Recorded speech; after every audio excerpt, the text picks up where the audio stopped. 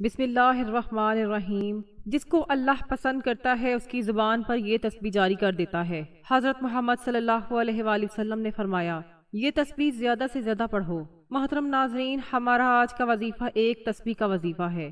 حضرت محمد صلی اللہ علیہ وآلہ وسلم نے فرمایا کہ یہ تسبیح زیادہ سے زیادہ پڑھو، کیونکہ اللہ تعالیٰ کو یہ تسبیح بہت پسند ہے، اور اللہ تعالیٰ اپنے خاص بندوں کو یہ تسبیح پڑھنے کی توفیق عطا فرماتا ہے۔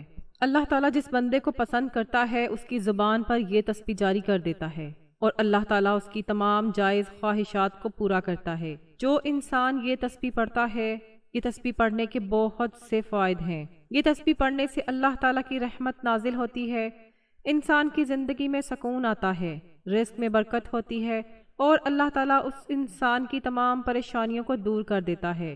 جو یہ تسبیح پڑھتا ہے، اللہ تعالیٰ جس انسان کو خود کے قریب کرنا چاہتا ہے تو اس کی زبان پر یہ تسبیح جاری کر دیتا ہے۔ ایک ایسی تسبیح جب کوئی بندہ اس کو پڑھتا ہے تو اللہ پاک اس پر بہت زیادہ رحم فرماتا ہے، اس پڑھنے والے پر رحمت کی بارش برساتا ہے، اپنے فضل کی بارش برساتا ہے۔ اللہ پاک ارشاد فرماتے ہیں کہ جب میرا بندہ یہ تسبیح پڑھتا ہے، میں اس پر آسمان سے خوب رحمتیں نازل کرتا ہوں، اور اسے خوب پے در پے مال اور اولاد میں ترقی دیتا ہوں، اور جنت میں بے بہا نعمتیں دوں گا۔ تو جسے اللہ کی خوشنودی حاصل کرنی ہے، اللہ کے قریب ہونا ہے، اللہ کا لاڈلا بننا ہے، اللہ کا سب سے پیارا بندہ بننا ہے، تو یہ تسبیح لازمی پڑھے۔ یہ وہ تسبیح ہے جو آپ کی زندگی سے تمام پریشانیوں کو، فکروں کو، بیماریوں کو انشاءاللہ ہمیشہ کے لیے ختم کر دے گی۔ اس تسبیح کو پڑھنے سے اللہ تعالیٰ سے جو مانگو گے، صحت، اولاد، عزت، دولت، طاقت، ہر چیز سے نواز دے گا۔ جس بندے کو اللہ تعالیٰ یاد کرتا ہے اسے توبہ کی توفیق دیتا ہے کہ بندہ میری طرف رجوع کرے، اور اس کی زبان پر یہ تسبیح جاری کر دیتا ہے۔ اللہ تعالیٰ نے انسان کو اشرف المخلوقات بنایا، یعنی سوچنے سمجھنے کی صلاحیت دی، صحیح اور غلط کی آگاہی دی۔ اب یہ انسانی عقل پر نظر ہے کہ وہ سیاہ کرتا ہے یا سفید، لیکن انسان خطا کا پتلا ہے، اور اللہ ہمیشہ اپنے بندوں کے ساتھ رحم کا معاملہ کرتا ہے۔ اس لیے اس نے مسلمانوں کے لیے ہدایت کا راستہ بھی کھلا رکھا ہے، تاکہ اگر کوئی مسلمان گناہ کا مرتکب ہو جائے تو توبہ استغفار سے فلاح کا راستہ پا سکے۔ تو یہ تسبیح سبحان اللہ و بحمدہ کی ہے۔ یہ جملہ اللہ تعالیٰ کو بہت پسند ہے۔ جب کوئی بندہ یہ تسبیح پڑھتا ہے، اپنے گناہوں سے توبہ اور اللہ سے اپنی بخشش طلب کرتا ہے، تو اللہ پاک بہت زیادہ خوش ہوتے ہیں، اس کے لیے اپنی رحمت کے بند دروازے کھول دیتے ہیں، پھر اسے اتنا عطا فرماتے ہیں جو اس کے وہم و گمان سے بڑھ کر ہوتا ہے۔ حضور نبی پاک صلی اللہ علیہ وآلہ وسلم کا فرمان ہے کہ یہ تسبیح زیادہ سے زیادہ پڑھو، کیونکہ اس تسبیح کے پڑھنے والے سے اللہ تعالیٰ خوش ہوتا ہے۔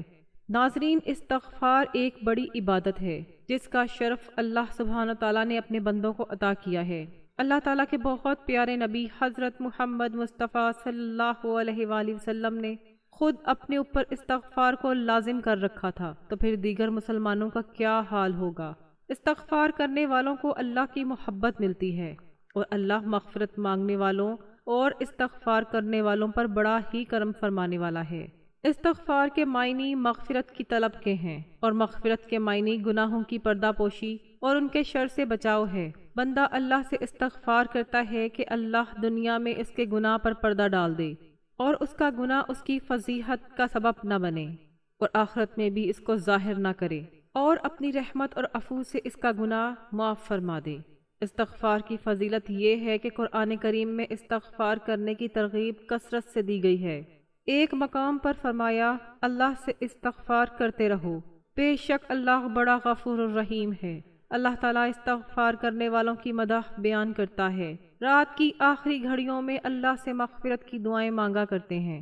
ابن کثیر رحمۃ اللہ علیہ فرماتے ہیں کہ رات کی آخری گھڑیاں یعنی تہجد کا وقت استغفار کا بہترین وقت ہے۔ حضرت یعقوب علیہ السلام کو ان کے بیٹوں نے جب معافی کی درخواست کرنے کو کہا تو انہوں نے سحر کے وقت کا انتظار کیا، اور سحر میں اللہ تعالیٰ سے ان کے لیے معافی کی درخواست کی، اور اللہ تعالیٰ بیان فرماتے ہیں کہ جو لوگ اس کے حضور استغفار کرتے ہیں وہ ان سے درگزر کا معاملہ کرتا ہے۔ اگر کوئی شخص برا فعل کر گزرے یا اپنے نفس پر ظلم کر جائے اور اس کے بعد اللہ سے درگزر کی درخواست کرے تو اللہ کو درگزر کرنے والا اور رحم کرنے والا پائے گا۔ اللہ تعالیٰ کا فرمان ہے کہ اللہ ان پر عذاب نازل کرنے والا نہ تھا جبکہ تو ان کے درمیان موجود تھا، اور نہ اللہ کا یہ قاعدہ ہے کہ لوگ استغفار کر رہے ہوں اور وہ ان کو عذاب دے دے۔ اللہ تعالیٰ حج بیت اللہ جیسی بڑی عبادت کی ادائیگی کے موقع پر بھی استغفار کی تاکید فرماتے ہیں۔ پھر جہاں سے لوگ پلٹتے ہیں وہیں سے تم بھی پلٹو اور اللہ سے معافی چاہو، یقیناً وہ معاف کرنے والا اور رحم فرمانے والا ہے۔ یعنی اعمال کی قبولیت کے مقام اور اس رحمتوں کے نزول کے مقام پر بھی استغفار کی تاکید ہے کہ محض زبان سے کلمات ادا نہ ہوں بلکہ دل سے بھی توبہ کی جائے۔ اگر زبان دل کی شمولیت کے بغیر استغفار کرتی رہے تو وہ غیر نافع ہے۔ اکثر اوقات توبہ اور استغفار کا ذکر اکٹھے کیا جاتا ہے۔ استغفار اس کیفیت کا نام ہے جب بندہ اللہ کے سامنے اپنے گناہوں کی مغفرت زبان سے مانگتا ہے، اور توبہ اس کے دل اور اعضاء کا اس گناہ کا اثر ختم کر دینے کا نام ہے۔ توبہ میں ایسی ندامت پائی جاتی ہے کہ بندہ اس گناہ کا دوبارہ ارتکاب کرنے کا خیال بھی نہیں کرتا اور اسے اپنے اعمال کے دفتر سے بھی مٹا دیتا ہے۔ استغفار کا حکم دعا کا ہے جسے اللہ رب العالمین قبول یا رد کر دیتا ہے، اور جب دعا من کسل مزاجی سے مانگی جائے اور بندہ عفو کا طالب ہو تو رب کریم اس کی مغفرت فرما دیتا ہے۔ استغفار کرنے والوں پر رب العالمین نعمتوں کا دروازہ کھولتا ہے۔ اللہ تعالیٰ کا ارشاد ہے، اور یہ کہ تم اپنے رب سے معافی چاہو اور اس کی طرف پلٹ آؤ تو وہ ایک مدت خاص تک تم کو اچھا سامان زندگی دے گا اور ہر صاحب فضل کو اس کا فضل عطا کرے گا۔ یعنی آخرت ہی میں نہیں، اس دنیا میں بھی مستغفرین کو مال و متاع عطا کیا جاتا ہے، اور صرف فرد ہی نہیں بلکہ قوموں کی زندگی بھی بدل دی جاتی ہے۔ اللہ تعالیٰ کا یہ حکم حضرت ہود علیہ السلام نے اپنی قوم کو سنایا، اے میری قوم کے لوگو، اپنے رب سے استغفار کرو، پھر اس کی طرف پلٹو، وہ تم پر آسمان کے دروازے کھول دے گا اور تمہاری موجودہ قوت پر اور قوت کا اضافہ کرے گا۔ مجرموں کی طرح منہ نہ کھولو اللہ کی نافرمانی کرتے ہوئے، جو قوم اپنے برے انجام کی جانب چلی جا رہی ہو۔ اگر وہ اپنی غلطی کو محسوس کر لے اور نافرمانی چھوڑ کر خدا کی بندگی کی طرف پلٹ آئے تو اس کی قسمت بدل جاتی ہے، اس کی مہلت عمل اضافہ کر دیتی ہے، اور مستقبل میں اس کے لیے عذاب کے بجائے انعام، ترقی اور سرفرازی کا فیصلہ لکھ دیا جاتا ہے۔ نافرمانوں کے لیے استغفار اذن رحمت ہے۔ قرآن کریم میں نافرمان قوموں کو استغفار کرنے کی ترغیب دی گئی ہے۔ ارشاد ہے، دیکھو اپنے رب سے معافی مانگو اور اس کی طرف پلٹ آؤ، بے شک میرا رب رحیم ہے اور اپنی مخلوق سے محبت رکھتا ہے۔ یہ اللہ تعالیٰ کی اپنے بندوں پر بڑی عنایت ہے کہ وہ جب بھی اپنے فعال پر نادم ہو اس کی جانب پلٹتے ہیں اور استغفار کرتے ہیں تو وہ انہیں اپنے وسیع دامن رحمت میں سمیٹ لیتا ہے، کیونکہ اپنی پیدا کی ہوئی مخلوق سے وہ بے پناہ محبت رکھتا ہے۔ اللہ تعالیٰ نے اپنے بندوں کو خود بھی استغفار کرنے کی تلقین کی، پیغمبروں نے بھی اللہ سے مغفرت کی سفارش بھی کی۔ حضرت یوسف علیہ السلام کے بھائیوں کا معاملہ جب کھل گیا تو انہوں نے والد سے کہا کہ ہمارے لیے اللہ سے معافی مانگیے۔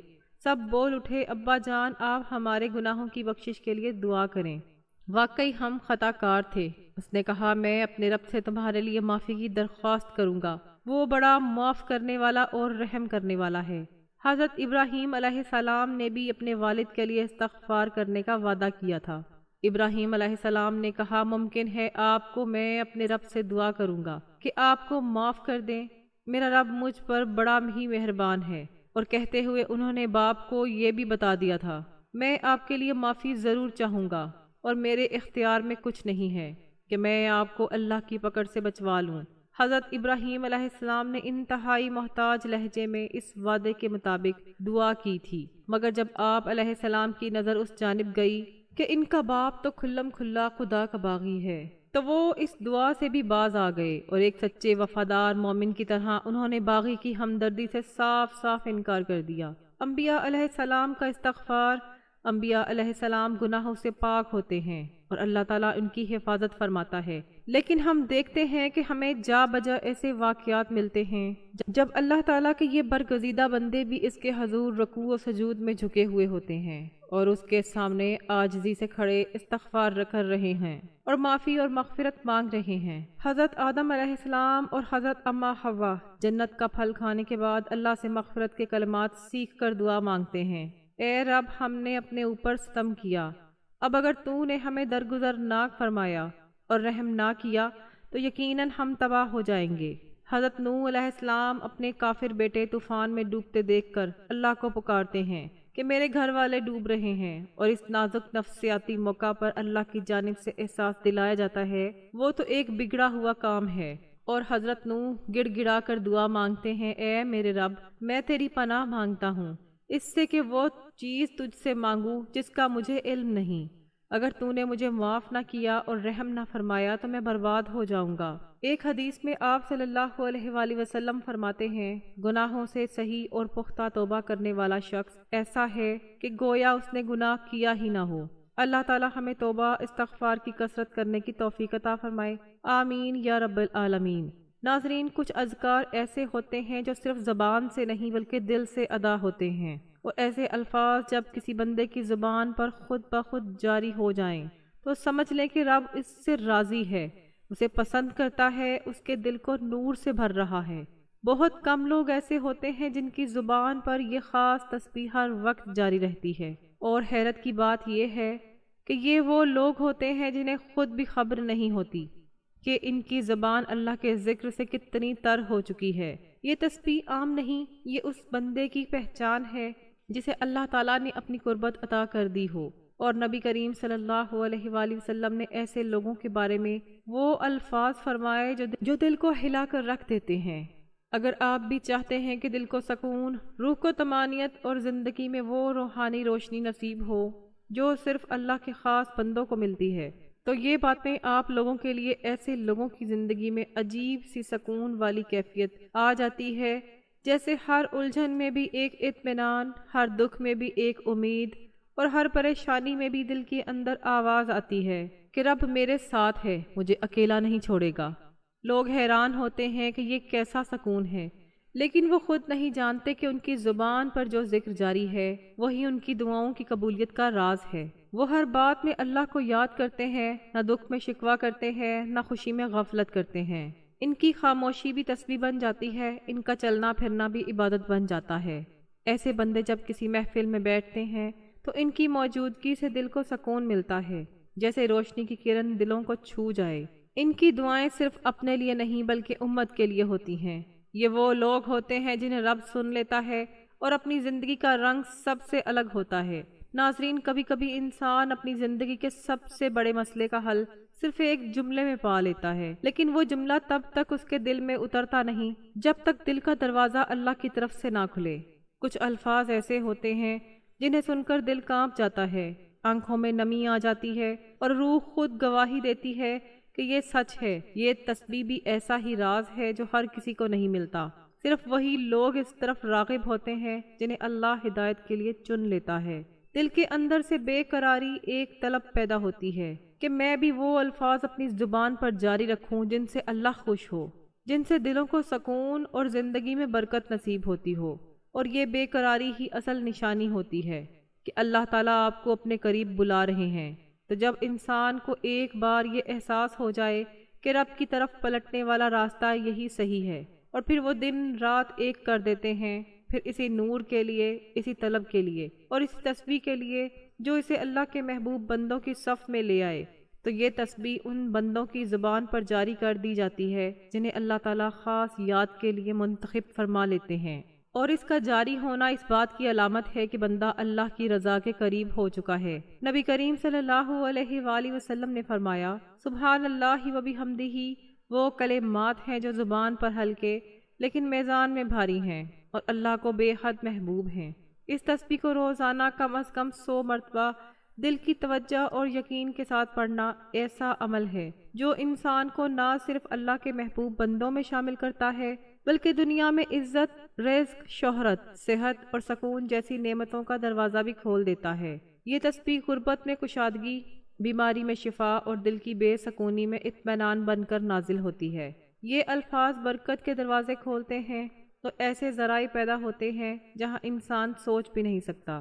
یہ تسبیح نہ صرف ناممکن کو ممکن بناتی ہے بلکہ انسان کی زندگی کو سراپا نور، پاکیزگی اور عزت سے بھر دیتی ہے۔ اس کا دوام بندے کو دنیا میں وہ مقام عطا کرتے ہیں اور آخرت میں بلند درجہ اللہ کے نبی صلی اللہ علیہ وآلہ وسلم بتا رہے ہیں کہ جس نے دن میں 100 بار سبحان اللہ و بحمدہ کہا اس کے گناہ بخش دیے جائیں گے اور مٹا دیے جائیں گے، چاہے وہ سمندر میں موجوں اور لہروں کے وقت ظاہر ہونے والے سفید جھاگ کے برابر ہی کیوں نہ ہوں۔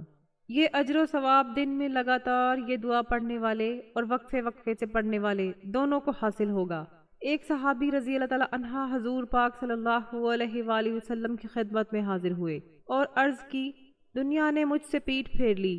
فرمایا، کیا وہ تسبیح تمہیں یاد نہیں جو تسبیح ملائکہ فرشتوں کی ہے اور جس کی برکت سے روزی دی جاتی ہے؟ خلق دنیا یعنی مخلوق آئے گی تیرے پاس ذلیل و خوار ہو کر، دن بھر میں کم از کم 100 بار کہا کر سبحان اللہ و بحمدہ۔ ناظرین، سبحان اللہ و بحمدہ اور استغفار پڑھنے والا بندہ اللہ کو بہت ہی زیادہ پیارا لگتا ہے۔ تو جب آپ یہ تسبیح پڑھیں گے تو سوچے اللہ آپ سے کتنا خوش ہوگا اور راضی ہوگا، اللہ پاک کو وہ بندہ کتنا پیارا لگے گا۔ پھر جب آپ اللہ تعالیٰ سے اپنی حاجت کے لیے دعا کریں تو کیا ایسا ہو سکتا ہے کہ آپ کی حاجت پوری نہ ہو؟ بلکہ اللہ پاک تو خود فرماتا ہے، اے میرے بندے، مانگ تجھے کیا چاہیے، جو کچھ بھی مانگے گا انشاءاللہ میرا مالک آپ کو دے گا۔ دنیا کی ہر چیز آپ کے قدموں میں ہوگی، بس آپ نے پورے یقین سے کسی بھی نماز کے بعد یہ عمل کرنا ہے۔ یہ وظیفہ پڑھنے سے پہلے آپ نے درود پاک لازمی پڑھنا ہے۔ اللہم صلی علی محمد وعلی آل محمد کما صلیت علی ابراہیم وعلی آل ابراہیم انک حمید مجید۔ اللہم بارک علی محمد وعلی آل محمد کما بارکت علی ابراہیم وعلی آل ابراہیم انک حمید مجید۔ درود پاک پڑھنے کے بعد آپ نے کم از کم 100 مرتبہ سبحان اللہ و بحمدہ اور 100 مرتبہ استغفر اللہ لازمی پڑھنا ہے، اور اگر کثرت کے ساتھ پڑھنا ہے تو پھر 300 مرتبہ لازمی پڑھنا، یعنی کہ 3 تسبیح سبحان اللہ و بحمدہ کی پڑھ لیں۔ اور اس کے بعد آپ نے سورۃ فاتحہ 11 مرتبہ پڑھنی ہے، اور آخر میں پھر آپ دوبارہ درود پاک پڑھ لیں جو شروع میں پڑھا تھا۔ میری دعا ہے کہ اللہ ہمیں ان بندوں میں شامل فرما دے جن کی زبان پر تیرا ذکر خود بخود جاری رہتا ہے۔ ہمیں بھی اپنے ان بندوں میں لکھ لے جنہیں تو پسند فرماتا ہے۔ ہمارے دلوں کو اپنی یاد سے آباد کر، ہماری زندگی کو اپنی رضا سے بھر دے، اور دنیا آخرت میں ہمیں ان بلند مرتبوں پر فائز فرما جو صرف تیرے محبوب بندوں کو عطا ہوتے ہیں۔ آمین یا رب العالمین۔ پیارے ناظرین، اگر میری آج کی ویڈیو آپ کو اچھی لگی تو اس ویڈیو کو لائک کریں، دوستوں میں شیئر کریں اور چینل کو سبسکرائب کریں، اور اپنے رزق میں برکت اور وسعت اور کشادگی کے لیے اللہ تعالیٰ کے 99 ناموں میں سے کوئی ایک نام لکھ کر کمنٹس میں ضرور شیئر کریں۔ اللہ تعالیٰ ہم سب کا حامی و ناصر ہو، آمین۔ جزاک اللہ۔